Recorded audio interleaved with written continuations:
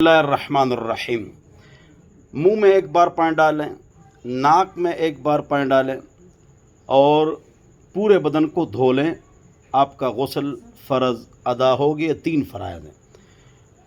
ناک کی کچی ہڈی تک پانی پہنچانا اور غرغرہ کرنا، یہ ہمیشہ ہم کرتے ہیں اور کریں گے، لیکن یہ فرض واجب نہیں ہے، سنت مؤکدہ ہے۔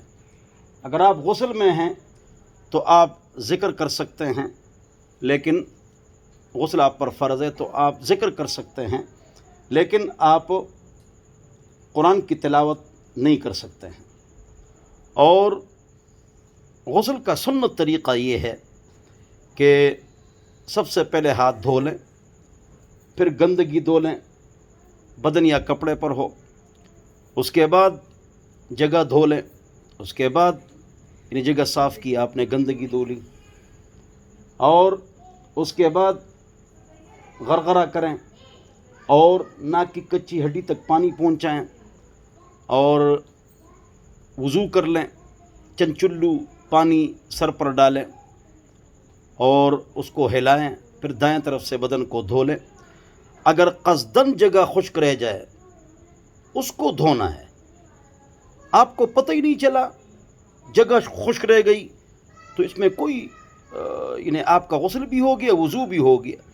یہ جو کہتے ہیں کہ بال برابر جگہ خشک رہ جائے تو وضو غسل نہیں ہوتا ہے، تو لوگ بار بار چہرے پر اور بدن پر پانی ڈالتے ہیں، یہ بات غلط ہے۔ 3 بار دھو لو، 3 بار، اس کے بعد جو ہے نا بار بار بدن پر پانی ڈالیں۔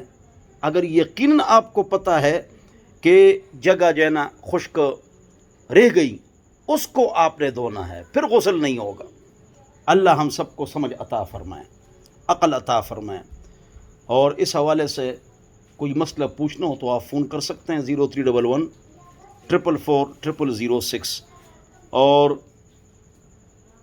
آپ پر غسل فرض ہے، نماز کا ٹائم نہیں ہے، اور آپ زمین پر چلے پھریں تو کوئی گناہ نہیں ہے۔ غسل میں ایک آدمی کا انتقال ہو جائے کوئی گناہ نہیں ہے، غسل اس پر فرض ہے۔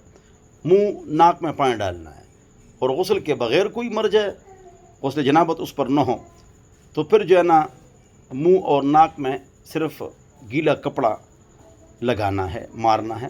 اللہ ہم سب کو سمجھ عطا فرمائے۔ ایک مسئلہ ایسا ہے جس کو آپ سیکھ لیں تو 2000 رکعت نفلوں کا ثواب ملتا ہے، شرعی مسئلہ۔